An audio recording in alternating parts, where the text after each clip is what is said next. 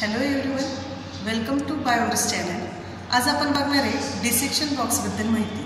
जर तुम्ही 11वी किंवा 12वीमध्ये बायोलॉजी विषय ठेवला असेल तर तुम्हाला या डिसेक्शन बॉक्स जो आहे तो कंपल्सरी असणार आहे। त्याचबरोबर जर तुम्ही BScचे स्टुडंट असाल तर तुम्हाला हा डिसेक्शन बॉक्स जो आहे तो कंपल्सरी असेल। यामध्ये खूप सारं मटेरियल असतं, बट त्याचा यूज काय असतं, त्याला काय म्हणतात हे बऱ्याचदा मुलांना माहीतच नसतं। तर आज आपण बघूयात डिसेक्शन बॉक्सबद्दल माहिती।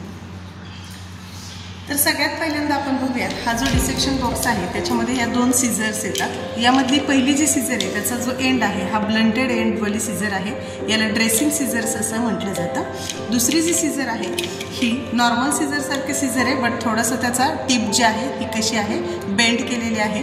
ही डिसेक्शन करत्या वेळी एखादा ॲनिमल रॅट किंवा फ्रॉग कट करताना ही सीझर जी आहे तर ती यूज केली जाते। त्याच्यानंतर आपण बघूया डिसेक्शन बॉक्समधला नेक्स्ट पार्ट जे आहे हा आहे रेझर। हे आहे रेझर आणि यावरती बघा असं ब्लेड असं फिट केलेलं असतं। जे काही मटेरियल डिसेक्शन करणार आहे, सपोज रॅट, फ्रॉग किंवा एखादं हेअर प्रेझेंट असेल त्याच्यावरती, तर ते रिमूव्ह करताना ह्या रेझरचा यूज केला जातो। त्यानंतर दुसरं जे आहे ते आहे RB ब्लेड। इथं ब्लेड नाही आहे, पण हे ब्लेड फिट करायचं असतं। अशा पद्धतीचं एक ब्लेड भेटतं, ते आपल्याला याच्यावरती फिट करायचं असतं।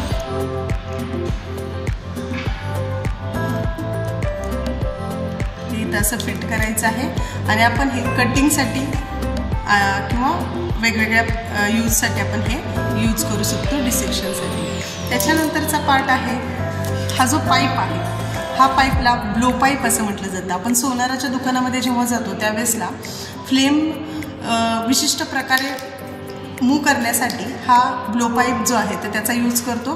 तर आपल्याला एखादं मटेरियल ब्लो करण्यासाठी इथं आपण किंवा फ्लेम ब्लो करायची असेल तर आपण यूज करू शकतो। त्यानंतरचं पार्ट आहे निडल। ही निडल जी आहे ही पॉइंटेड निडल आहे। ही आपण फ्लावर डिसेक्शन वगैरे किंवा पॉलिनेशन यासाठी यूज करू शकतो। त्याचबरोबर त्यात आणखीन दोन निडल्स आहेत की ज्याचा पॉइंटेड जो आहे तर तो वेगवेगळ्या प्रकारचा असू शकतो। अशा प्रकारे ह्या निडल्स येतात। त्यानंतरचं जे निडल आहे ती ॲरो हेड आहे। त्याचे हेड जे आहे ही ॲरो सारखी असणार आहे, त्यामुळे याला ॲरो हेड निडल असं म्हटलं जातं। याला स्कॅल्पेल असं म्हटलं जातं। हा कटिंगसाठी ब्लेड सारखाच यूज आहे, हे कटिंगसाठी वापरलं जातं। त्याच्यानंतर ना याला स्पॅच्युला असं म्हटलं जातं। एकदम असं याचा ब्लंट एड आहे। समजा डिसेक्शनमध्ये पण काही प्रेस करायचं असेल तर आपण हा यूज करू शकतो, किंवा दुसरा यूज असा आहे याचा, आपल्याला केमिकल किंवा काही पावडरी मटेरियल ॲड करायची आणि खूप कमी अमाऊंटमध्ये करायची, तर याच्या हेल्पने आपण इझिली काय करू शकतो ती घेऊ शकतो। म्हणजे हातही लावण्याची गरज नाही आहे कोणत्याही केमिकलला। त्यानंतर आहे फोरसेप। ही जी फोरसेप आहे ही ब्लंट एंडची, याचे एंड जो आहे तो काय आहे ब्लंट आहे। आणि दुसरी एक फोरसेप आहे तिचा एंड जो आहे हा पॉइंटेड आहे। कशा प्रकारचा यूज करायचा यानुसार कोणती फोरसेप यूज करायची हे आपण ठरवू शकतो, ही ब्लंट एंड आणि ही पॉइंटेड एंड। त्यानंतर डिसेक्शन बॉक्समध्ये जे पार्ट आहे तो आहे स्लाईड। ग्लासची ही स्लाईड आहे ज्यावरती आपण जे काही आपलं ऑब्जेक्ट आहे तर ते ठेवणार आहे, ती आहे ग्लास स्लाईड।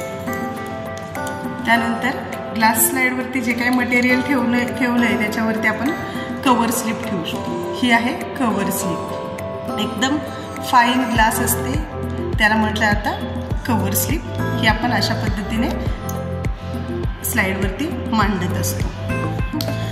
बऱ्याचदा ज्या वेळेसला आपण काही मटेरियल सेक्शन घेतलं आहे सपोज आणि आपण स्लाईडवरती मांडले आणि ते जेव्हा मांडत असतो त्यावेळेसला एअर बबल वॉटरचा ड्रॉप घेत असतो, त्यामुळे एअर बबल ॲड होण्याचे चान्स असतात। मग त्यावेळेसला आपण काय करत असतो, आपण इथं एखाद्या निडलच्या हेल्प घेत असतो आणि काय करत असतो, ही जी काही फोरसेप आहे किंवा ही जी कवर स्लिप आहे ही प्रॉपर मांडण्यासाठी किंवा एअर बबल राहू नये यासाठी पण काय करू शकतो आपण निडल्सचा यूज करू शकतो। नेक्स्ट मटेरियल आहे या पिन्स आहेत।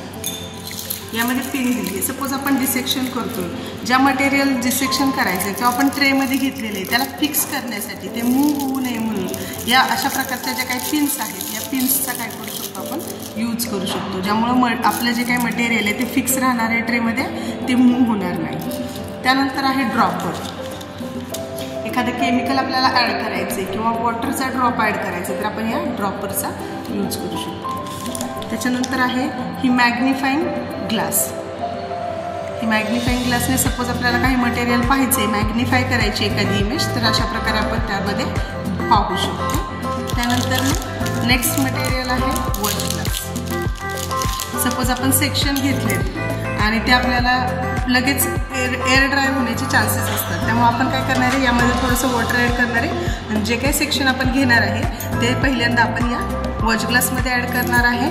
आणि काही वेळ स्टेनसाठी पण आपण वॉच ग्लासचा यूज करू शकतो स्टेन करण्यासाठी, किंवा काही काळापर्यंत जर आपल्याला हे जरा वेळाने आपण स्लाईड बघणार असेल तर आपले वॉच ग्लासमध्ये आपण वॉटरमध्ये हे आपले सेक्शन ॲड करू शकतो, त्याच्यामुळे ते ड्राय होणार नाही. तर त्यासाठी आपण वॉच ग्लासचा यूज करू शकतो.